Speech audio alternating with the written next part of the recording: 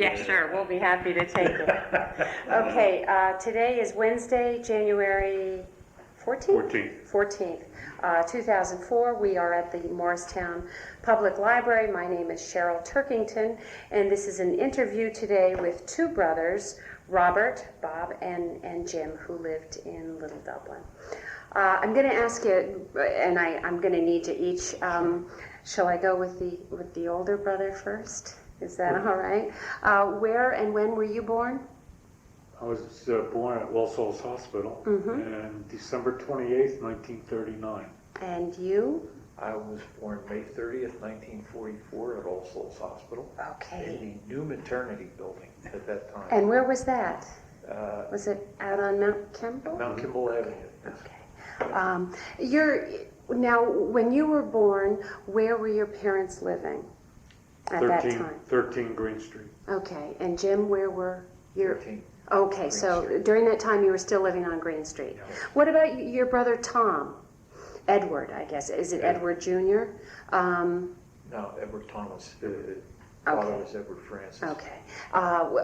Tom was also born in Morristown? All Souls. All Souls, and he was born in 1935. 1935. March 28th, 1935. Because he'll be 69. Okay. Now, your parents' name? Oh, go And ahead. they were, at that time, they were living at 15 Cherry Street. In Morristown. Morristown. In 1935, they were at Cherry Street. Yes. Do you know when they moved?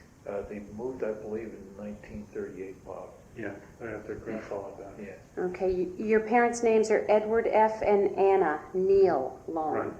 Right. Do you know why they moved from Cherry Street to Green Street? Well, it was it got them closer to town. Cherry Street, you have to walk out Western Avenue. But it would be closer to town. Never being in the house, possibly there was a little more room. Moving up in the world a little Yeah. bit? Yeah. It was a half of a duplex, and there was 3 generations in the house. Her grandfather was still alive. On Cherry Street? On Cherry Street, yeah, Patrick Long. And then there was my father and mother and Tom, who was a baby, and then my father's brother, Michael Long, lived with us also. And so it was congested. So when they moved to Green Street, who moved? We all did. All 3 generations? Well, No, my grandfather Or was your dead by grandfather then. passed? Okay. Now, where are your parents Morristown born? My father, And your mother was born in East Newark. East Newark. Okay. Grandparents then. What do we know about our grandparents? Our father's father, Patrick Joseph Long. was born in Ardfinnan in County Tipperary in Ireland. I even have the dates and everything. Oh, do you happen to know when he came over? Sometime in the 1890s. I can't give you the exact That's date. fine. I haven't been That's able to fine. find that, but he was born in, I believe, 1863. And I have the wrong folder. Oh, good. Here. Now, do you remember him? You don't, because you No, I said he wasn't- died I wasn't before alive. so neither of you knew that set of grandparents. No. Right. The only 2 people that would have any memory of him would be my mother, my brother Tom, and probably our cousin, Mary Jo Duty.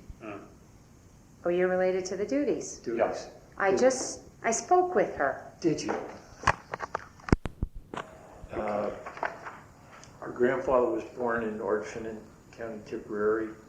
And Do you know, did he come over alone? Did he meet his wife in Ireland or here, or do you know? It's a whole long story, if we have enough time.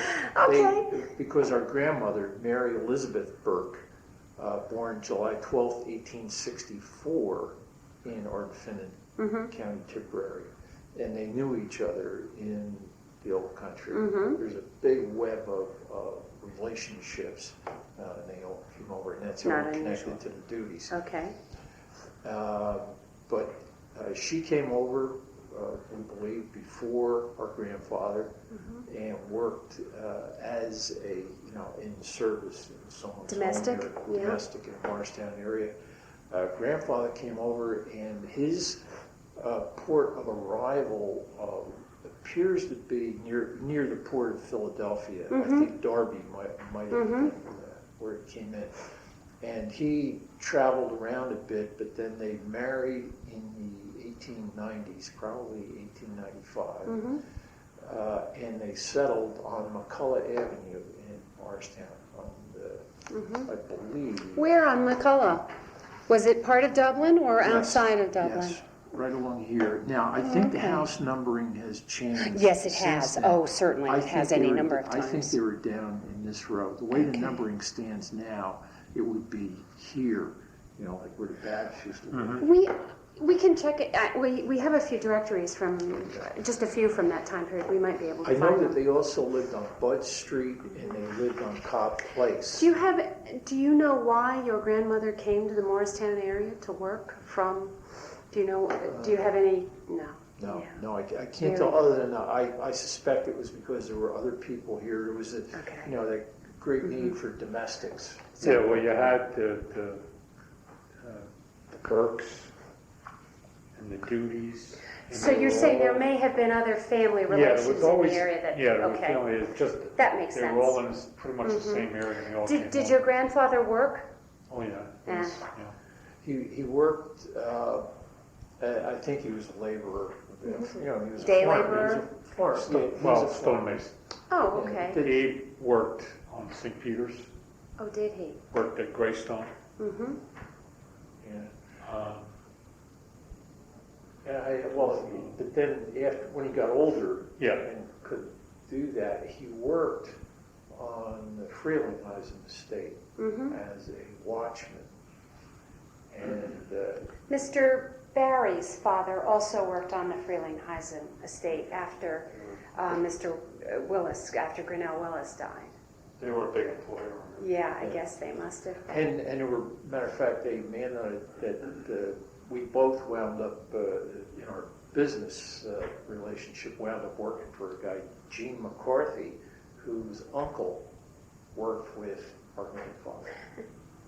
Small world. Yeah. And that man's daughter lives in South Carolina, and I was in touch with her about 3 or 4 months ago. She Oh, that's wanted to great. know about Morristown. What you found out. Yeah. Okay, now your father, Edward, do you know when he was born? Do we have roughly an idea? February 12th, 1903. Well, that's a pretty good idea. He'd be 100. Okay, just the 3 boys in your family? Yeah. Yeah, I think there was one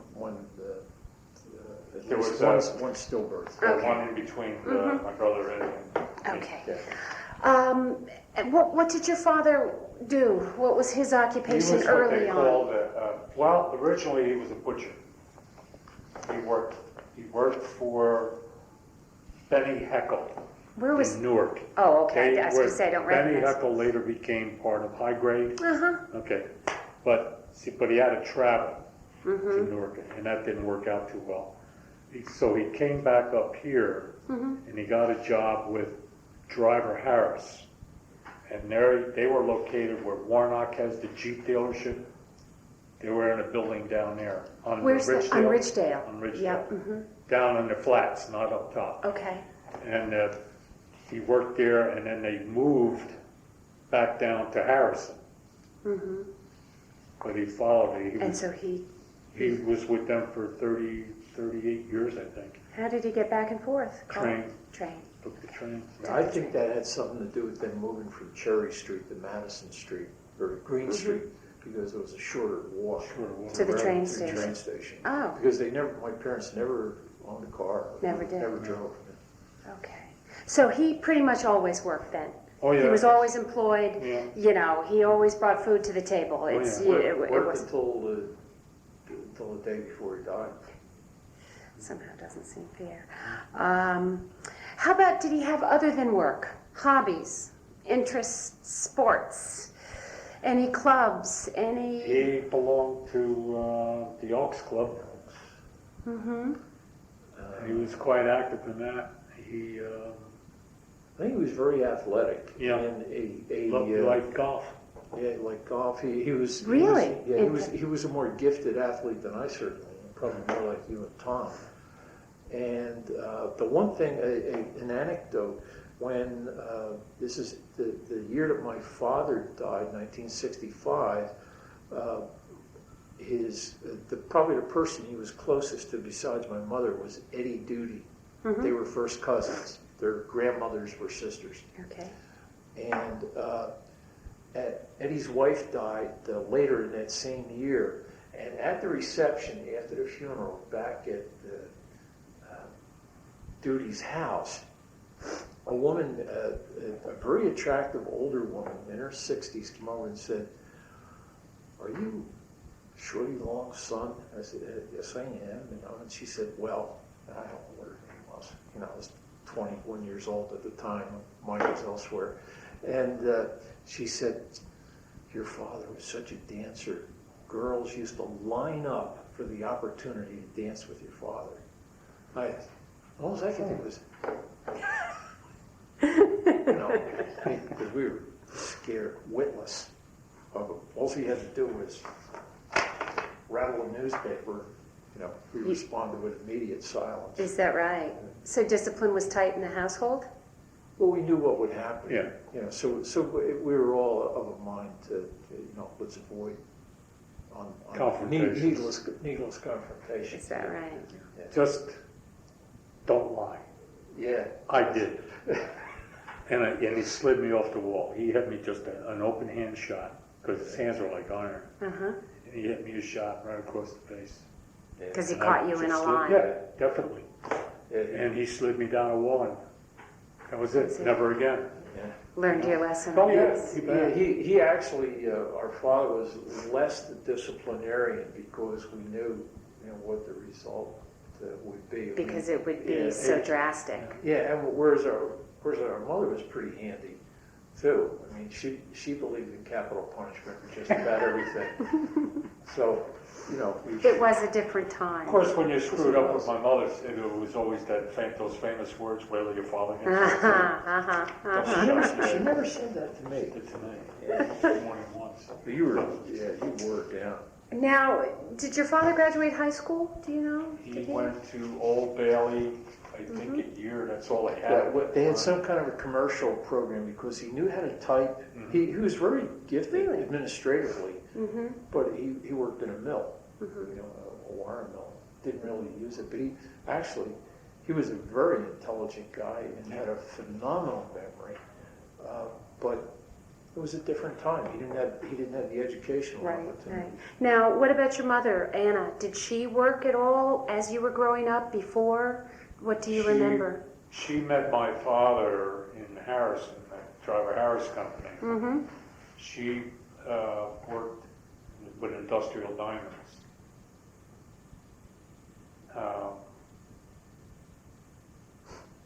In Harrison. In Harrison, Mhm. yeah. And they got married, that date, 1934, February 12th, 1934. right? And they lived in Kearney for a short time. Mm-hmm. Then my grandfather got quite ill, and then they moved up here. To Morristown. Yeah. Okay, to And care for from the... that, and I think she might have worked for a short time after that. Okay. Yeah, but then after she had Tommy, she stopped. Yeah. working. Was Tom born in Kearney or in Morristown? No, in Morristown. Okay.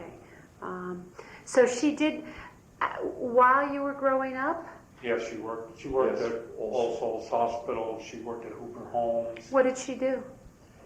All Souls. She was like nurse's aide. Nurse's aide. Mhm. They used to call them gray ladies, I think, or something. Well, that was the order. The Gray Ladies were the actual order that All Souls that started All Souls. But then there were also they weren't exactly volunteers, but there were workers in the hospital like that. And I think it was because of the gray aprons Yes, that they wore. That's right. Yeah. It was. I can still. It was gray and it had like a white cuff, Mm-hmm. on the sleeves. Yeah, and then she worked in the coffee shop there when I opened that up. Mm-hmm. All Souls. She worked at Hooper Homes, Morris View. Mars View, and she finished with Honeywell now. It was Allied Chemical. What did she do there? She did all the glassware, the scientists and such. She made sure everything was Oh, okay. perfect. Matter of fact, she was working there as a temp, and she had applied, taken the civil service test for a job at the post office, and she got a phone call to show up on Monday morning. You're going to be a postal clerk. And so she goes up, and the postmaster at the time was Bob Tracy. Ah, yes. And certainly you've talked to Bob. Oh, yes, I have. Well, there's two periods of Bob's life. Before he was on wagon and after he was on wagon. That's quite all right. And this was before. And it turned out he had the wrong law. It was supposed to be a woman named Sarah Long. Oh, no. She had resigned her other job. But anyway, make a long story short, they were so happy to have her back that they made her a regular employee. And so At Allied Chemical. She didn't make a lot of money, but she was able to live. And she paid an extremely modest pension, $60 a month, I think. So. Well, she was working then when you were growing up. Yes. So who was, now I see there's enough of a difference in ages. Who was taking care of you while you were growing up? Who was in the home? Dad worked the day shift, and our mother worked the night shift. Okay. So she never caught a break. Home all day with the kids and working. Plus, living on Madison Street was not easy because there was no running hot water. Everything, it was a big... Cold water flat. Still? Yeah. Oh, sure. Is that right? And Some of those folks there, like the Marshalls and the Beehive, Yep. and then the Marshalls who lived on McCullough, they had the outdoor toilets. Still? Still, Yeah. when we lived there. We moved out here, 53? Free. And, Now, Is we that had right? I didn't realize that. we had a toilet. You had to back into it. yeah. We never had a tub. We had a big galvanized tub that we would set up in the kitchen. And we had a big copper tub that we put on a coal stove and fill. I still have it. How often would you then get, would it be one bath? Weekly. Saturday night bath. And it would be all three of you, boom, boom, boom, the kids? Pretty much, yeah. What about your parents? How often would they use it? Same. Same deal. Yeah, and everybody took a spot bath in the morning. Yeah. And then I didn't realize that it was still that way in the Now, the 40s and Ayerses, 50s. Yes. They had a tub. Oh, they They did? had a gas, I don't know if you ever saw them, the old gas heat, you lit it with a match, Mm-hmm. and they would heat the water as needed. Okay. Then they would shut it off again, because, they were they were the same boat we were, didn't have a pot or a window, so we're all in the same boat, my mother refers to the period, we lived on Madison Street, I believe, maybe 1946 to 1955, 46 to 1953 Okay. as her down payment of purgatory. Fond memories, but the day-to-day living kind of got Yeah. you to She grind, could be huh? very witty at times about those things too. You get her on a good day. Now, what about, obviously, she was working, and she also had 3 children to care for. Did she have any free time? If she did, what did she... Do you remember her being active in any organizations or having time with friends? Yeah, she belonged to the Rosary Society, okay. Church. And a ladies' auxiliary at the hospital. Okay. That's one thing about Dad, too. He was a member of the Holy Name Society. He was very active at church.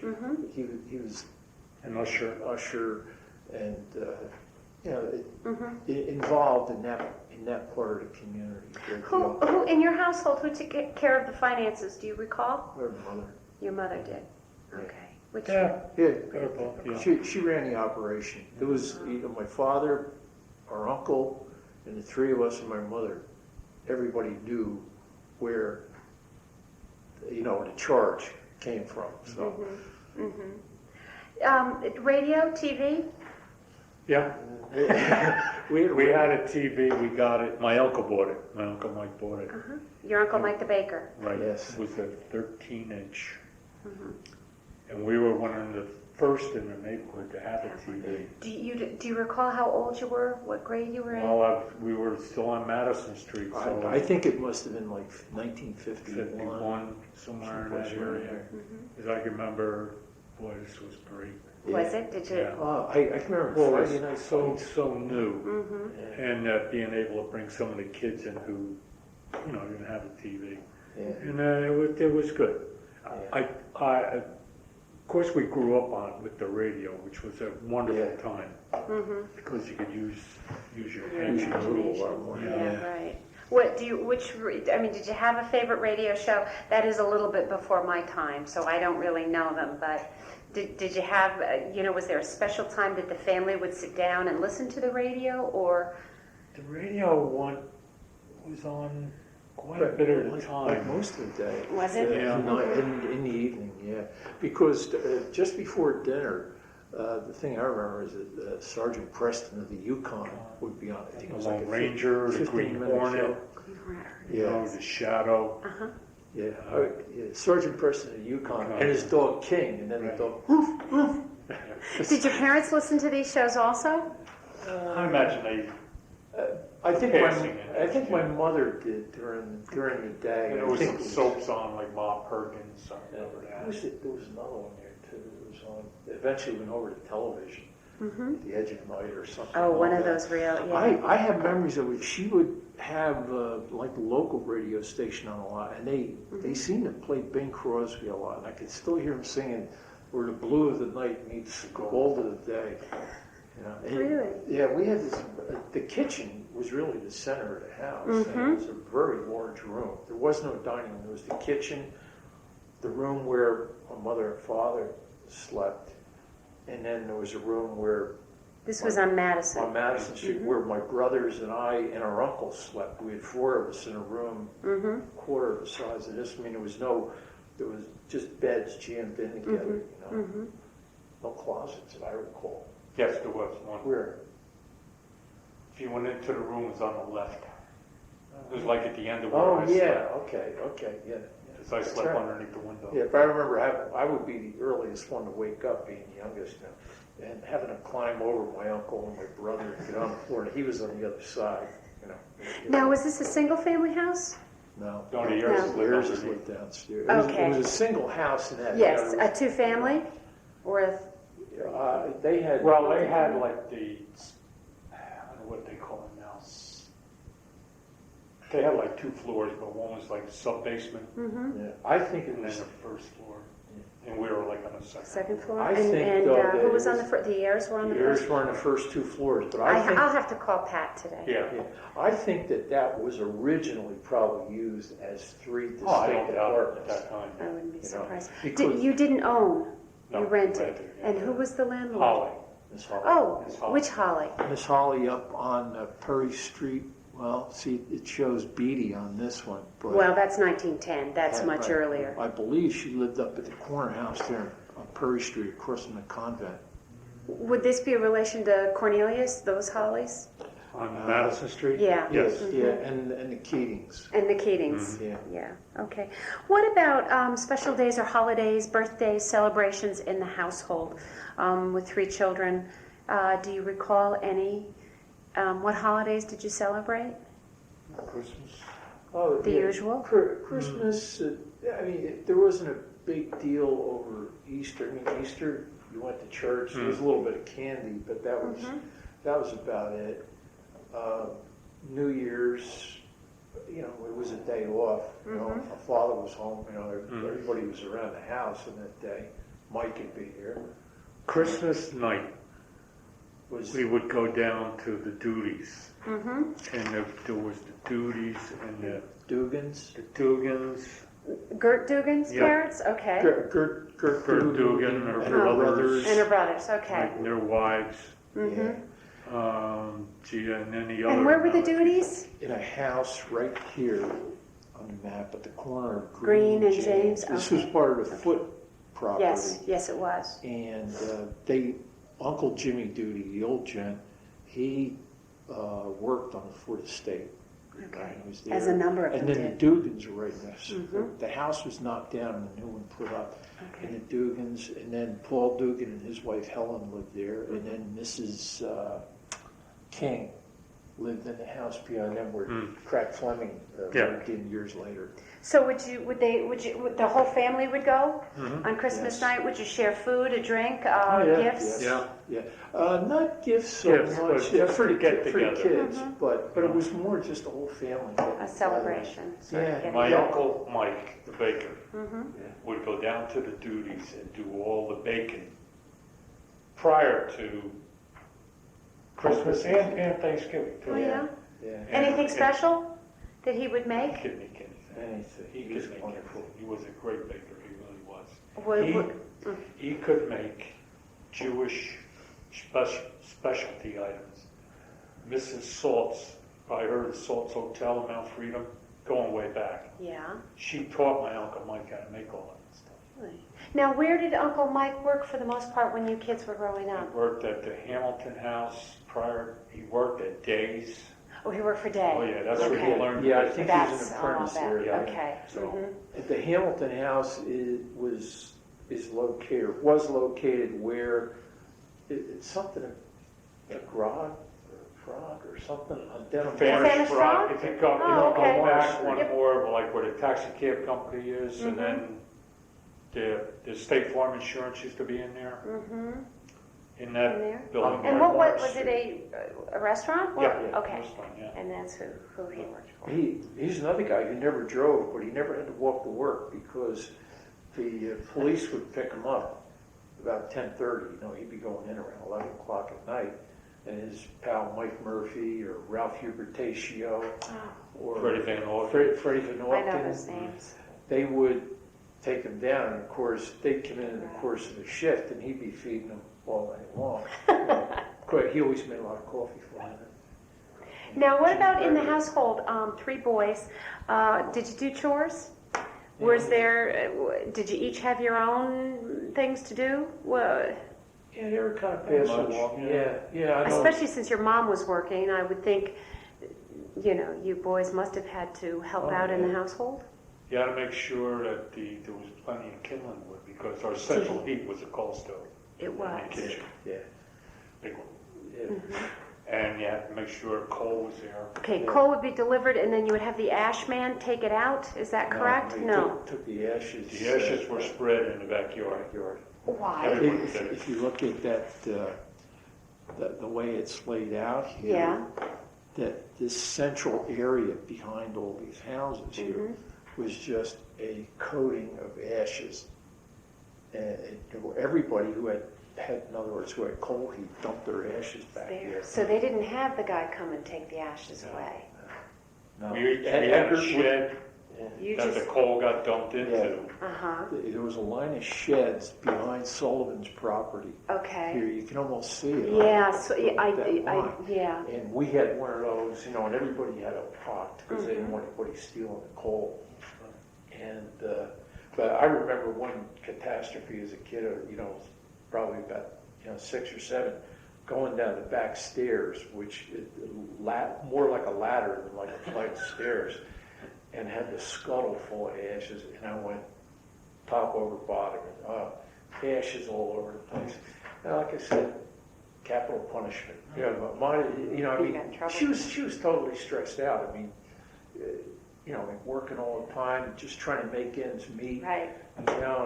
And something would go wrong in the economy, and Dad would wind up working 3 days a week or something like that. He always had a job where he at least got, even during the Depression, as I recall, her saying he worked 1 day every 2 weeks for a while when the Depression was at its worst. And the other days he worked for WPA or something like that, and he worked on Jockey Hollow.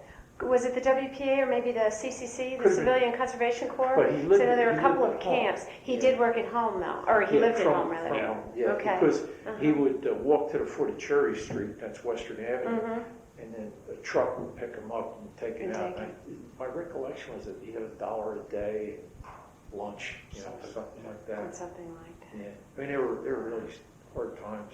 So the ashes would just No, it was just spread them. You just spread them. You know, they just spread them, and then you went through to pick out the clinkers. Yeah. They were the still black. They didn't That burn. could be used? used. Forgive me, I don't know much about this particular technology. They're clinkers. You Goodness. gotta remember that. But you Clinkers? pick them out, yeah, Yeah. throw them back in the scuttle. If And you then didn't, used.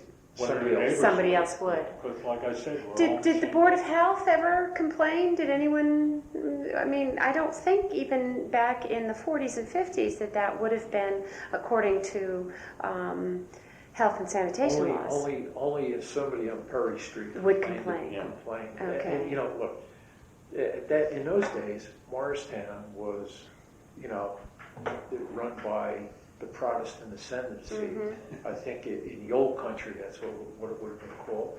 And Dublin, as long as we minded our business and stayed quiet, voted properly, you know, everything would be okay.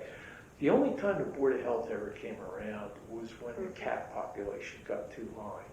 Oh, And okay. it would be, I mean, there were just hundreds of cats. And it was better than the circus. Like, hey, the health department's here, and these guys, they'd be running around with, you know, nets and nooses and things like that, and catching them, and they put them in the back of this truck, you know. Of course, being kids were, We never had mice and we never had rats. that's right. Yeah, You bad, never bad. had that. Now, again, because the Board of Health, looking at the early records, 19th and early 20th century, mostly they were outhouse violations and cesspool violations and those kinds before sewers came in. And even then, I don't think that Dublin was particularly well known, although there were pigs kept Yes, and there a are few other complaints things. about that every Yes, but by your time, it had cleaned up a bit. Yeah. I think the only livestock I ever saw were chickens. Tom Savage. Yeah, Mr. Tom Savage had had- chickens. Yeah. Okay. So Now, you would let me pick the eggs sometimes. oh, really? Yeah. Down That's a there. big deal. I want to talk to you a little bit about the neighborhood, which we're already doing. I don't think it is remarkably intact, that neighborhood, largely, other than Bailey School is gone. That little area down where Duco, the car painting place on Green Street at the end of Madison, that has changed also, and bits of James Street have changed. Yeah. But otherwise, Yeah, I guess has it changed I mean, to your recollection? Other than maybe, What has, but there were a maybe lot of some brick walls renovations. to the homes, to the yards, to the homes. Mm-hmm. Like, we were talking before about Callahan's, right at the dead end of Madison Madison, Street. yeah. Tucked in the corner is where the Habitat just finished putting up, I think, 4 Oh, homes. yeah, okay. See, Yes, there was, I've heard about there it. was, I forget whose house that was in there, but it burned down. It was just parts of the foundation left. And we used to get down there as kids and, play in the woods. Yeah. Stuff like that. Right. Well, right. here it's on the map. It says William J. I think it's Ambrose. Ambrose. Ambrose was, Gert Dugan actually remembers him and him owning that property. And then, again, there was some sort of auto repainting little company back there before Maybe that your was it. time, I think. Gert, a few There other was people. never any activity there when we were living there. No. Did most people own or rent? I know that's not something you might know, but do you have any sense of that? Or was there one part of town or one part of the neighborhood that perhaps more people owned? Well, I think the area, Green Street, Mom and Dad rented there. Right. The Sullivans, not the Sullivans who are on McCullough Avenue, another Sullivan. Snake? No, different. No, different Sullivan clan. Monsignor John Sullivan Okay. would be their descendant. Mm-hmm. I remember her mom called her Kitty Sullivan. Yeah. I can't remember her husband's name, but they owned the house. My parents rented it, and then when their son was going to go to college, they sold the house, and my parents had to move right after the war. And is that what? Turk Cook, Yeah. Well, the problem was then my mother said it was very difficult to get housing because nobody wanted to rent to people with 3 kids. And, Really? Yeah, and that's how we Would wound that up. have been that unusual to have 3 children at that time period? Well, No, I wouldn't. no, but I think it was right after the war. There was a tremendous housing shortage at that time, and so people really got kind of crammed in. You can pick and choose what you want. Yeah, I suppose And that's like true. the Duties, they rented their house from the Foote family.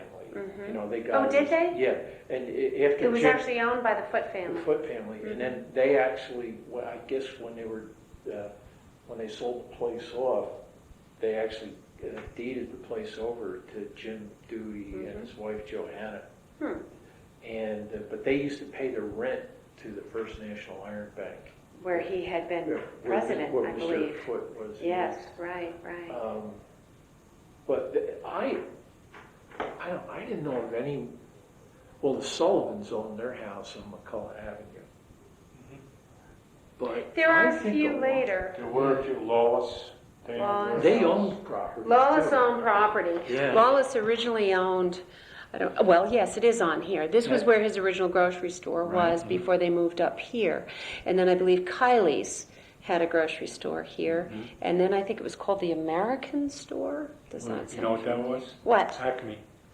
Was it? Was that Acme? Yeah. Because I think Mr. Barry told me about that. Yeah.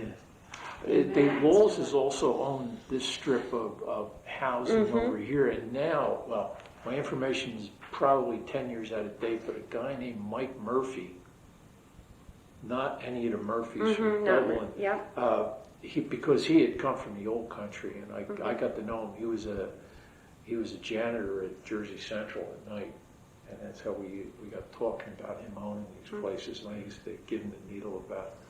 I'd say it was mixed, about half and half. And I think if you look here, you know, at some of the names, Bob, like Belby's estate and Williams, and of course they had, that was, they lived across the street too, that brown and white cedar shingle house with David Williams. David William, yeah. Right. So, Was there much of a transient population in Dublin? People moving in and out? Because certainly, so many of you that I've talked to, there are so many names that we remember and that you can locate in the city directories. But do you recall, at least in your day, how transient a neighborhood was Dublin? As I remember, not that much. no, we were, I think our family was one of the first to break out forever. You know, Is that right? Coming back, we moved out to Western Avenue.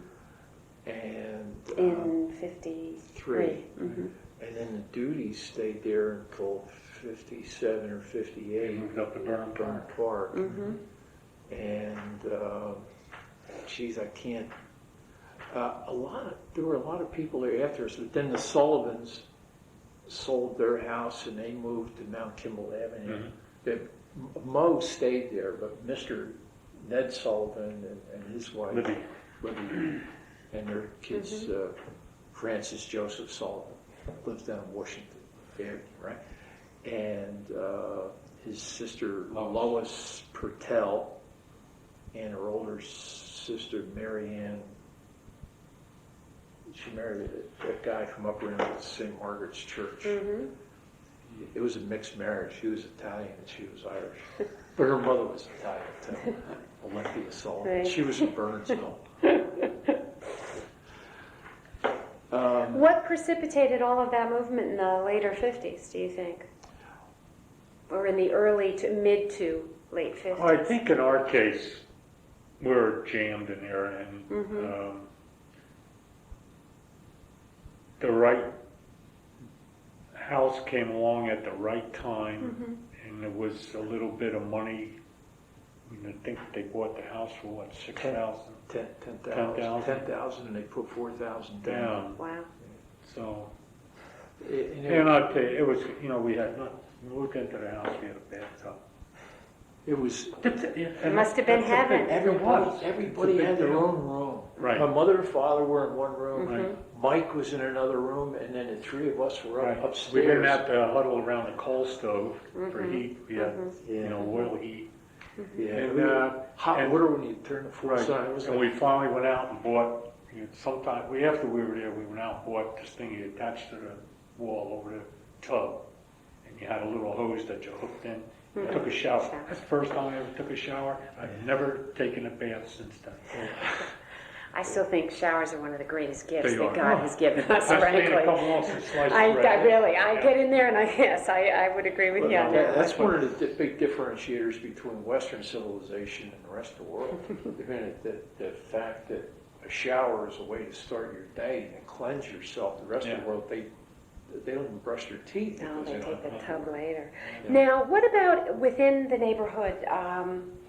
Economic status of the residents, did folks share a pretty similar standard of living?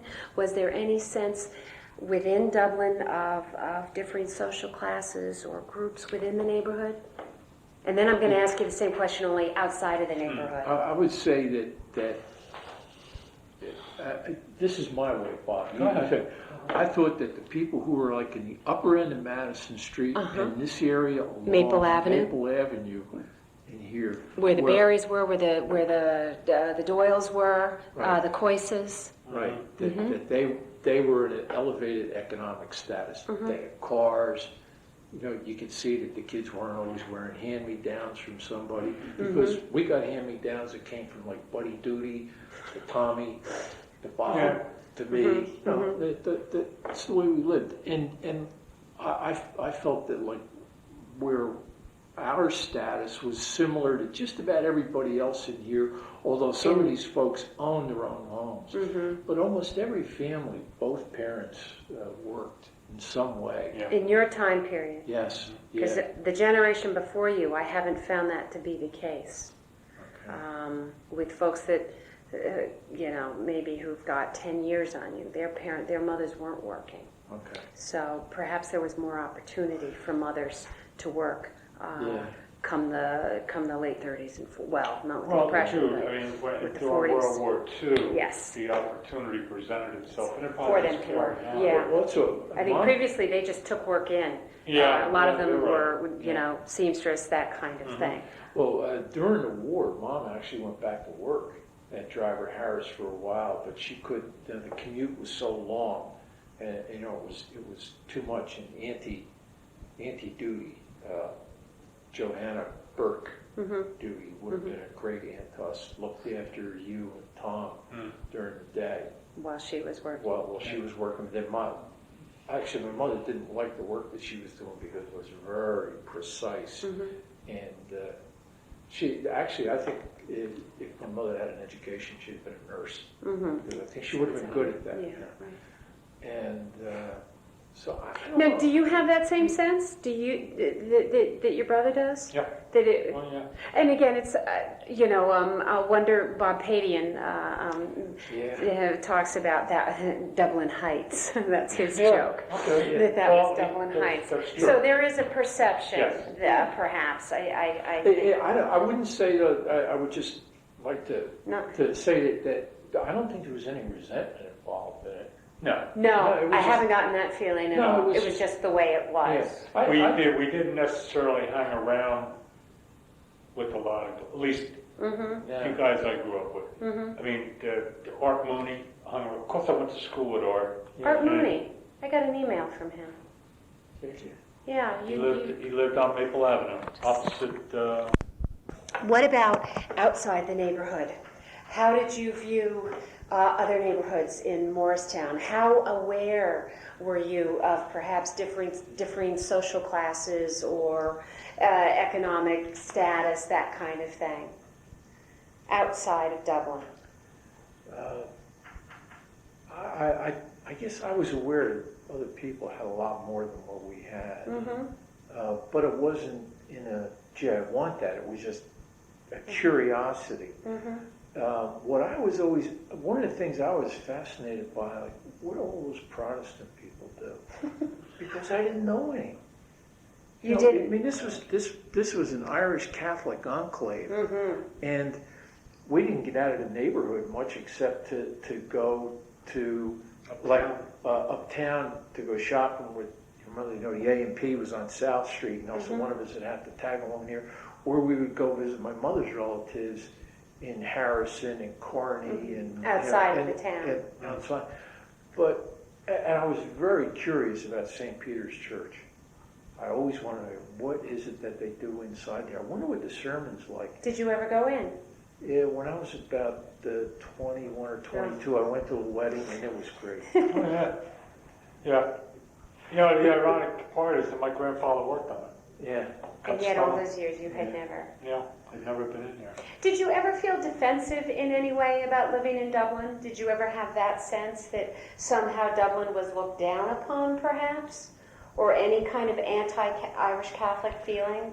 That I realized after we moved out of Dublin that being a Catholic wasn't always a positive thing, because we moved to a neighborhood that was far more mixed, and two of the guys I became friendly with they both went to St. Peter's Church, and they were Episcopalians, and I could tell that there was an antagonism about it. So, you know, I think their parents felt very uncomfortable with them hanging around with a Catholic. As younger people? Yeah. Afraid you were going to indoctrinate them, or bring them over to the dark side? Dark side. I love that. The stories that were in the Jerseyman newspaper in the 19th century about, nuns taking a young child, and they're amazing. Some of the fears that people have.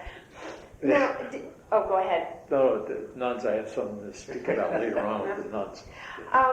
Now, can you remember growing up being taught to sort of treat some people of one sort perhaps differently than others? Did you show respect in some manner? Or, were some families perhaps thought of as rough, others thought of as respectable?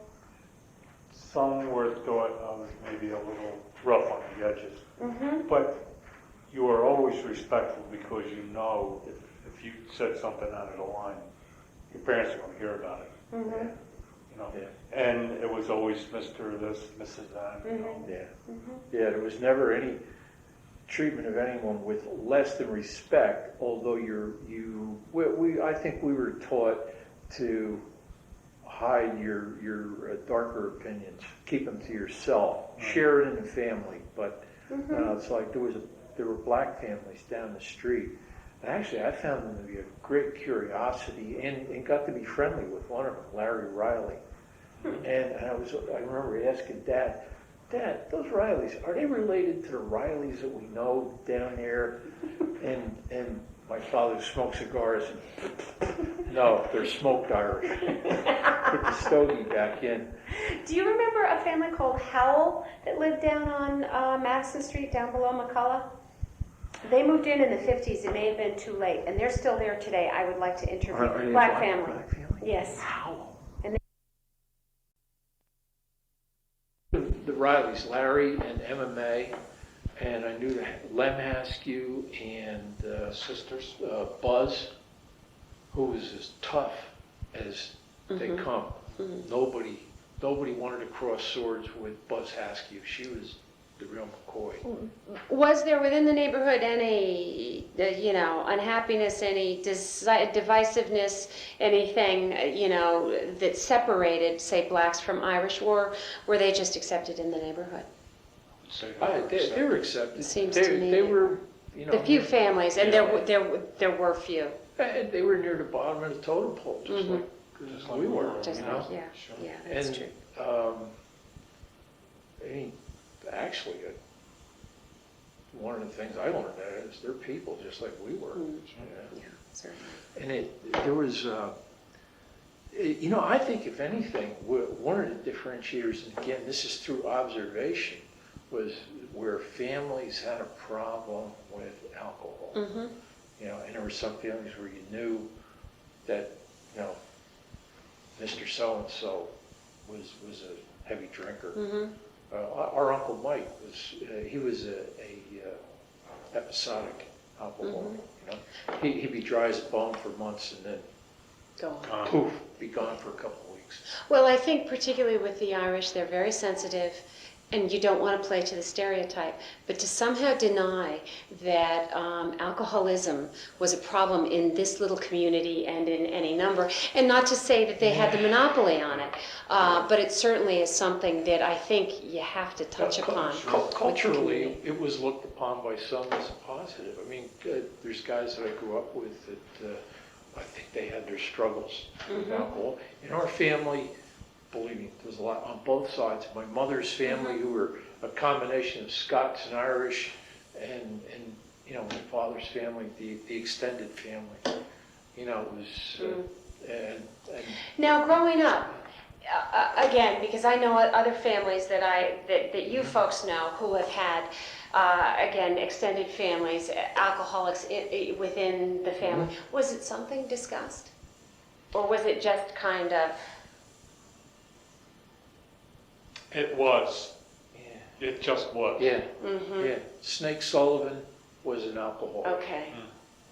an alkie, a rummy, Right. or Yeah. a rum dump. Johnny Murphy's brother, Jeremiah, Who was, died young, or he was an sad story. alcoholic. Yes. You know, and there were other ones where it was so well concealed that you didn't know that, you know, maybe Larry Doyle, you know, Mickey's older brother. You know, it was just like a private shame, and unless it affected you directly in some way, people just... And again, certainly social drinking within the neighborhood, I assume, was accepted and culturally imbued into the community. I know there were a couple of unlicensed saloons. I don't know if that was during your time. No. Fitzpatrick? Lonergan had one, but I believe that was... And Fitzpatrick was another one down on Madison Street. Yeah. And a few others. Little homebrew made down on Madison. Yeah. Gert Dugan remembers that her mom used to make. I forget what it was. By, you know, stories that Poachine. What's, That's what they call it in the old country. oh, really? Yeah, and you make it out of whatever you had. product was available. Sure. Now, say at the Christmas, Christmas night when the families got together, would there be a blackberry wine or something on the table be. for everyone to share? Yeah, there'd be something there. Okay, Yeah. all right. But being that we did it at duties with Aunt Sarah, there was always a lot of Pepsi-Cola involved. Oh, yeah, big soda drinkers. Eddie Duty, our father's first cousin, married a girl she was from Delta, Pennsylvania, very close to Maryland, and she was very southern in some respects. Sarah Jones Duty, not Jones being Welsh, and she was I think addicted to Pepsi-Cola. She was. I mean, she died from the effects of diabetes. She was diagnosed late in life. There you go. And because of her big story was how Mr. had the truck up the street. The black man had the dump truck, Mr. Wall. Oh, yeah. And he emptied out the shed behind the house, and there was like, back in the days, 2-cent bottles. There was like $28 worth of soda bottles in there, so you can figure how many were in there. Yeah. Now, did you ever go to Flagler Street, Collinsville, any other neighborhood to play, to hang out, to... Baseball. Which play? Over in Collinsville. Where in Collinsville? Is there a field or just... Up behind the school. What is it, intermediate school now? Oh, yeah? Okay. Yeah, we were in a playground league. Yeah. Did your team have a name?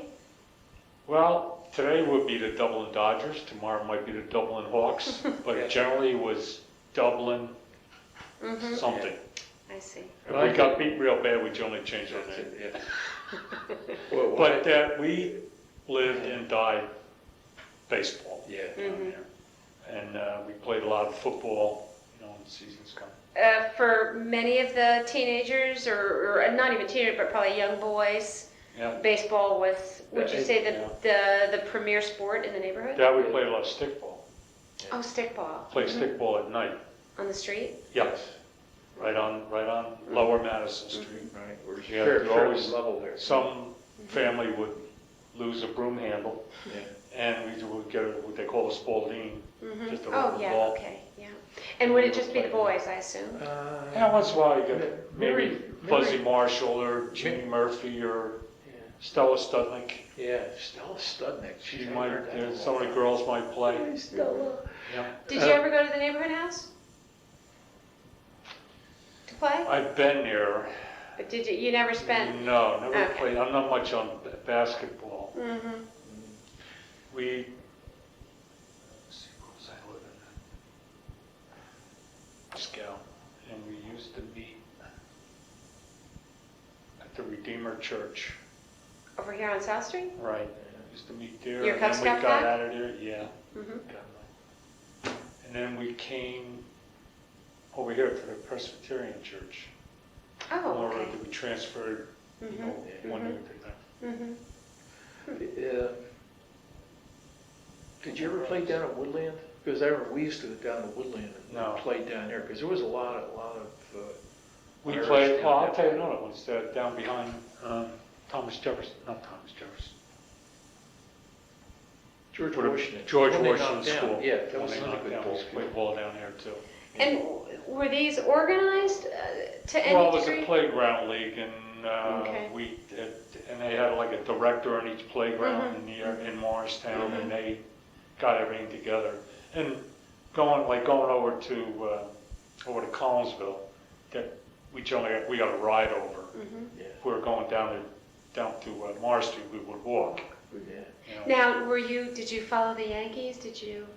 I was following the Dodgers. He was Dodgers. Yeah, Tom and I were Yankees. Although in my heart, I was always pulling for the Dodgers. yeah, right. You know. Did it break your heart? When they moved? Yes. Yes, I cried. Yes. I'm from California. The Dodgers are my team. Yeah. So, but I always say that sort of hesitantly because I know that of a certain generation there are people that are still quite bitter. Oh, yeah. Ah, Yeah. Sold out for money. When the minor league ball team opened up in Brooklyn, which was 2 years ago, I got the schedule because I go up to Skylands, yep. 2-3 times a year. We have season When I tickets. saw Brooklyn coming in, I got tickets for that. Mm-hmm. See Brooklyn and see the Yankees, and I bought my grandson. Oh, did you? The Cyclones are the new Brooklyn Dodgers. Now, was your father a baseball fan? Yeah. Or your mother? Or Father. And your father was a Brooklyn fan or a Yankee No, fan? Yankees fan. Saw Babe Ruth play. Saw Garrett play. Saw Ty Cobb play. When he was with Detroit and such. Yeah. Jeez. I thought about that. There was one other thing about the Dublin Dodgers here, because that's what we call ourselves. We used to play the Keys family, the Twirlers AC. Yep. And the Keys, K-E-Y-E-S. Yep, They lived on Altamont Court, Mm-hmm. but before that they lived on Ridgedale Avenue. And Mr. Keys, I think he was Tom Keys, and his brothers organized this, essentially, he had big families. Mm-hmm. And they had a baseball team. And the kids were all, there were various, capabilities as athletes. And they but had they were all, uniforms. they had uniforms. It was and it was adults working with them all the Yeah. time. I think it was a very positive kind of environment. And Do- they were scrappers too. Do you remember a police organization that worked with children in Morristown neighborhoods? I think it was called the Junior Legion of Honor. Ever heard of that? Well, Jack Pentney, I think, may have had the Dublin neighborhood. Yeah, Jack lived on James Street. Okay. Street over. I But can it doesn't sound remember- familiar to you? I can remember Junior Legion of Honor the or something police like that. brought us to Rye Beach, to Rye Amusement Park. Mm-hmm. And it was done by the police, I know that, but I can't remember Okay. if it was them or not. The only thing I remember with the police was being a patrol boy, at Old Oh, yeah, Old yeah. Bailey School. Yeah. Mm-hmm. And the police took us to a ball game, in the spring. Mm-hmm. And, a bunch of ragamuffins from Dublin. I mean, taking us to Yankee Stadium. Of course, it was good there were police that kept us in line. Yeah, it kept you in But, line. Third tier. yeah, way, Nosebleeds. well, in those days, it was an open catwalk.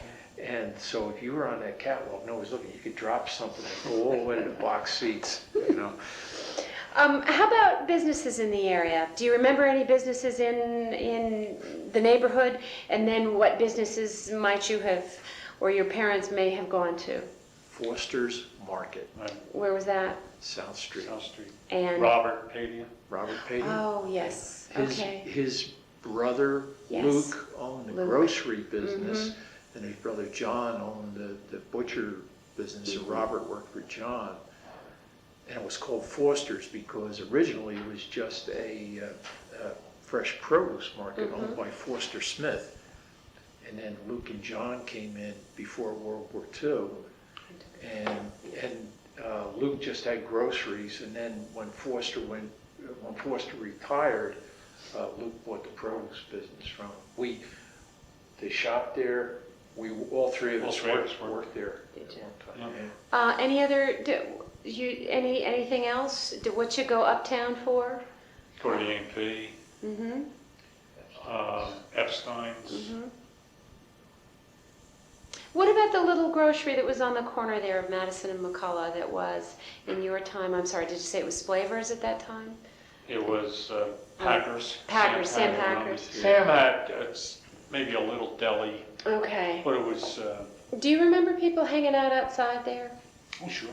Was it sort of a community spot? It was the Liars Club. The My Liars? father always called it the Liars Club. Yeah. So a lot of the men at night would stand out there. Congregate out there? And shoot the breeze, you know. Mm-hmm. Any other places like that right in Dublin? No, I don't remember any other businesses, do you? No, just a little store. Yeah. Yeah. Because it was just that little store, and then you had to get up to really the South Street before it was any more, except on the, where Swain's behind Foster's and Mechadon's.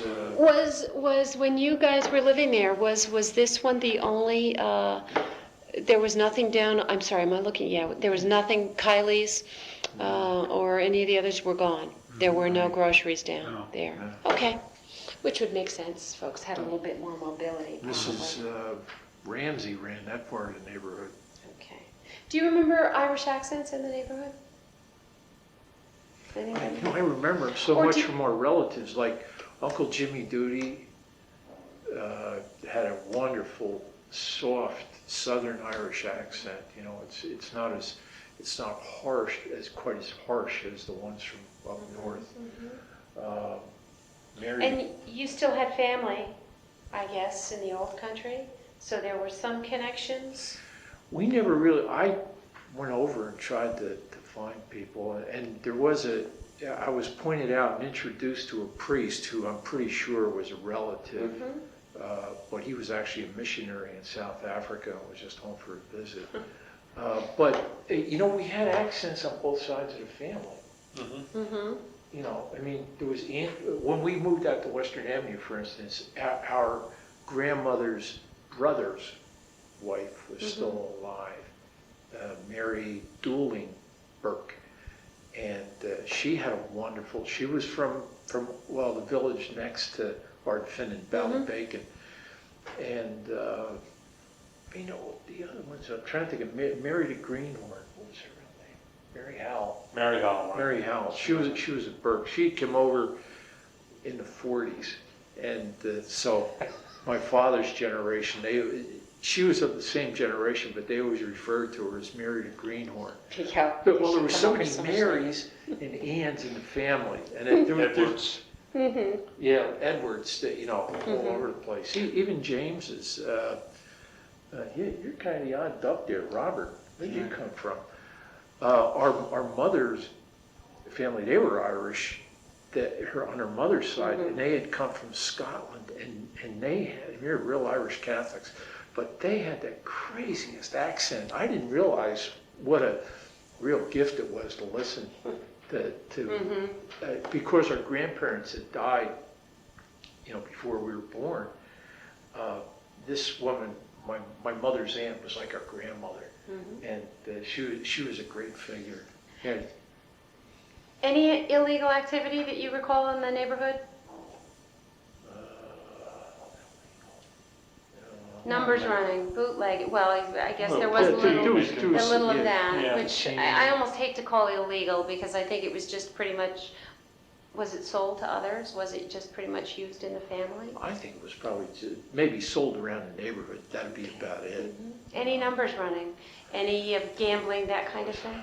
Wasn't the word that Money Facing was a numbers runner for somebody? He might have been. Mr. Facing, the Black family, and somebody over here in the Beehive. I remember all the clans that were in there. Scallies and the Fergusons, and you know. Never sure. I was never sure what Paul Holly did. He mostly sat around in a sweatshirt. Yeah. I don't think he ever worked. I never saw him working. Anybody ever suggest there was illegal gambling going on? Actually, from what, and this is just strictly anecdotal, it seems to have originated down in the Hollow on Flagler Street, and it seems at a certain time, maybe in the 20s and 30s, it was run more by the Italian bloc than by The the Italians Irish. settled Yeah. there originally. Yeah. Jack Coyce and a couple of the older old timers Yeah. mentioned that. Jack Coyce. Does he still live down there near the hospital? Yes, he does. Nice guy. Well, his I think somehow there was a distant relationship to the Padians there. Because the Coyces and the Morrisons are related. Helen Morrison was Mr. Coyce's sister. Helen Morrison lived in that big gray house in the corner that here says Dr. James Douglas. Oh, okay. And the Coyces lived over here on this side of James Street in a gray house. Near Mr. Coyce's business. I didn't realize that. I thought the other side of James Street was pretty much woods at that time. Well, Lower. in the early. Once you hit McCullough, Mm-hmm. from McCullough down, Mm-hmm. it was all woods.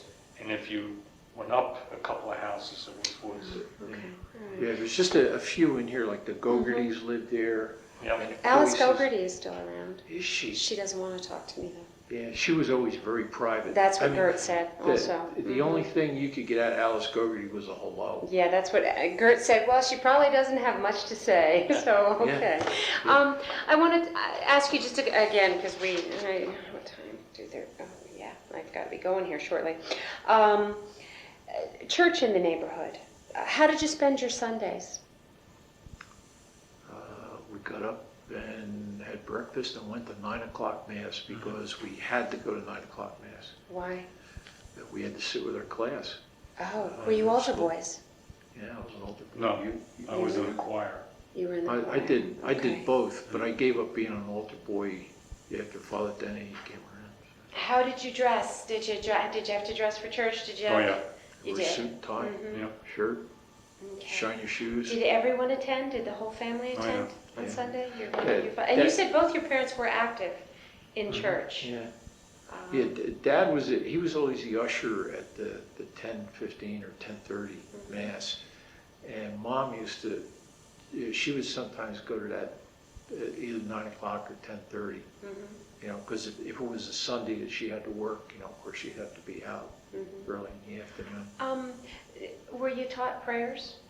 Did you? Catholic school education. Catholic school, Okay. catechism. Okay. Did you have it on Saturdays also, or just was it? You obviously we haven't even gotten to this yet. You attended Bailey. Yes. Did you also have what we call now today CCD on Saturdays? No, we had it every morning from about 8:30 until about 9:30. At school? 5 days a week, except we had catechism the first 4 days and Bible history.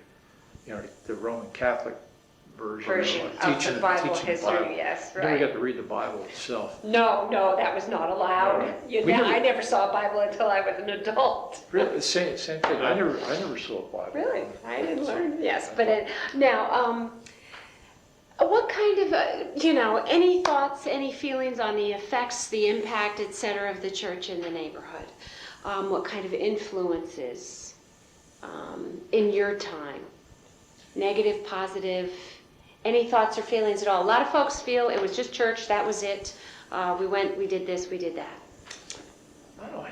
I think it was positive in that there was a centrality about it. It really was what brought everyone together. And I think obviously there was a common creed and philosophy that were trying their darndest to drill into us. Both of my wives are Protestants. My wife's a convert. Yeah. Two Catholics? Catholic, yeah. The worst She- kind. she God was- bless her. She was born Baptist, then they went to the Methodist, and when they moved to Morristown, they went to the Presbyterian church. And she taught Sunday school. Bob, I mean, you have the same experiences in grammar school. The nuns were a potent force in our lives. Tell me a little bit about, what did you enjoy in school? What do you remember? I'll tell you, I enjoyed going to Assumption. I had my only bad experience was with the 8th grade teacher. Mm-hmm. Were they all nuns still when you were? Okay. They were all nuns. Mm-hmm. I mean, couple of them hollered a lot. It was not a big deal. The one in the 8th grade, Sister Catherine Gertrude. was just plain out and out mean. Mm-hmm. Yeah, she'd whack you in a minute. And I'm not talking with a 12-inch ruler. Yeah, I don't know if you remember the old pointers in school. Mm-hmm. She'd whack you with that in a minute. She had very bad temper. Mm-hmm. And took it out on the kids. Well, actually, I've had a chance to talk with the nun who's my first grade teacher. Mm-hmm. She was Sister Mary Rosaire in those days. She's Sister Kathleen Murphy now. And she's in good shape and still teaching. She teaches English as a second language. But she told me that Sister Catherine Gertrude was not popular with the nuns. No, probably not.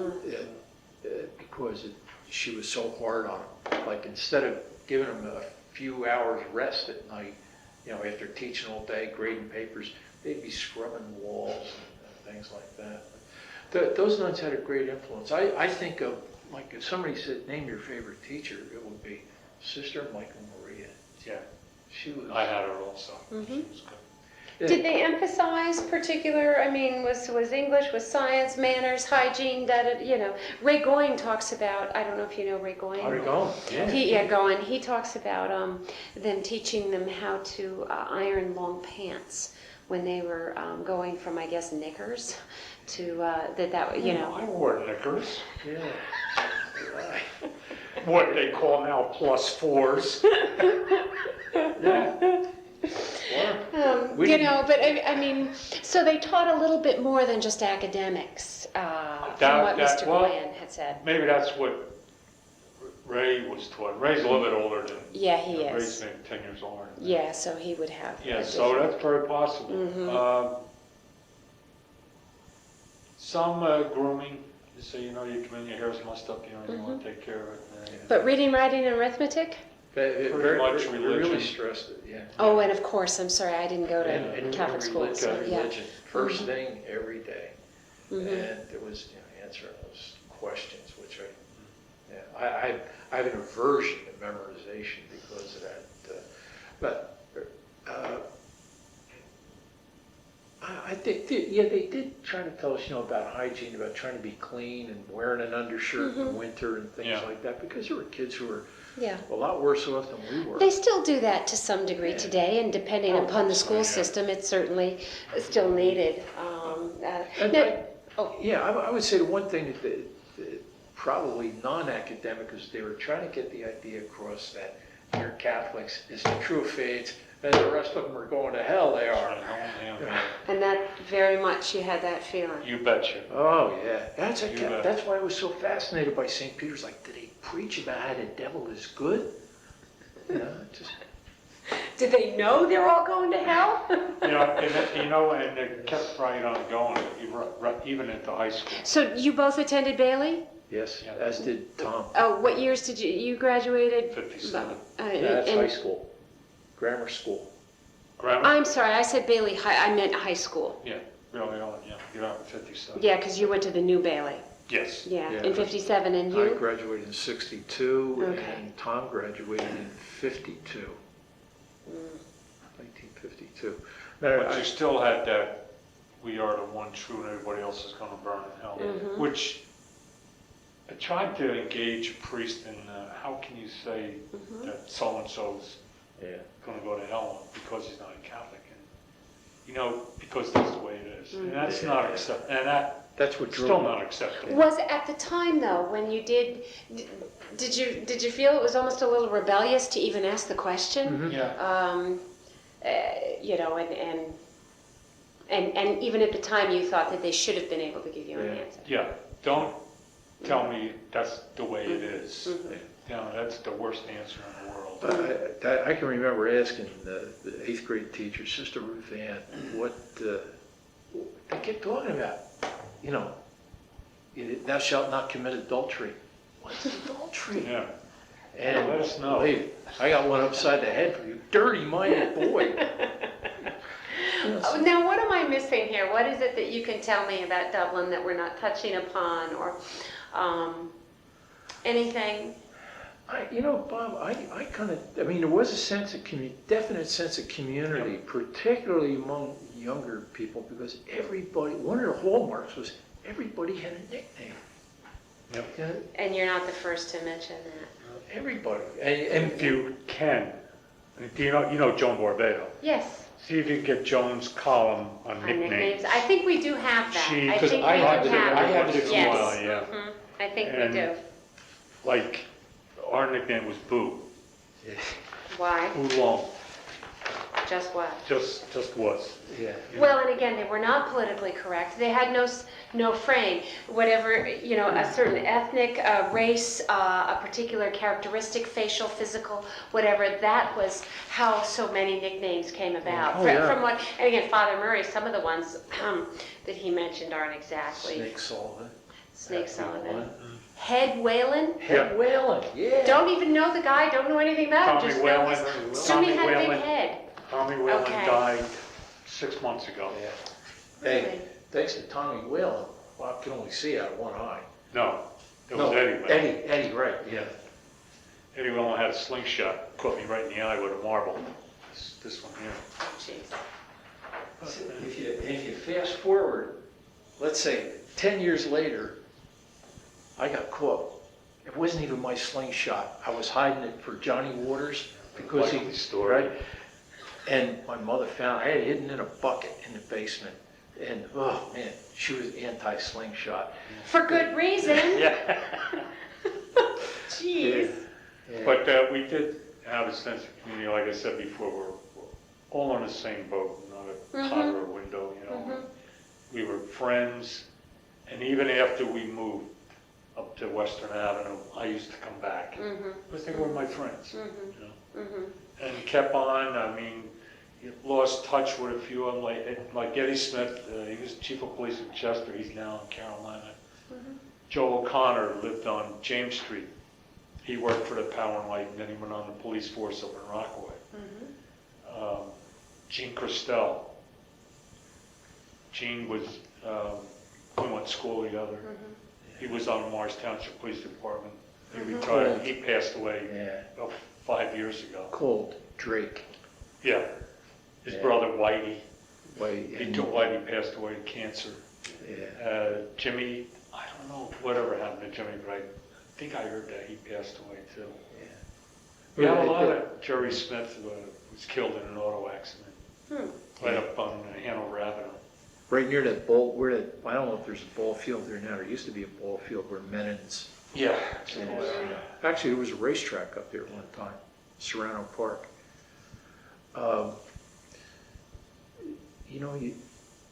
Eddie Christel reminds me, there was a family who lived down in Dublin, the Purdue's.